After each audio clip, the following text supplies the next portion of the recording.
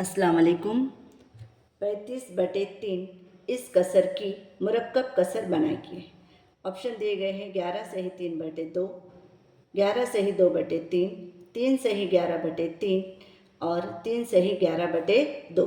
तो चलिए, मुरक्कब कसर बनाने के लिए हमें क्या करना होगा, 35 को 3 से तकसीम करना होगा।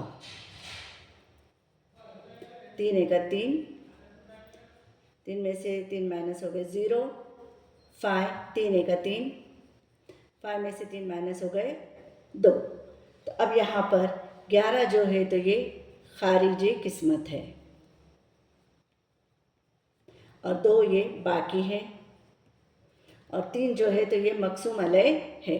अब हमें क्या करना होगा, यहाँ पर ये जो 11 खारिजी किस्मत है ये बन जाएगा सही अदद, जो बाकी है वो बन जाएगा शुमार कुनिंदा और मकसूम अलय बन जाएगा नसब नुमा। तो हासिल होने वाली मुरक्कब कसर होंगी 11 सही 2/3। ऑप्शन नंबर 2 इसका बिल्कुल सही जवाब है। अस्सलाम वालेकुम।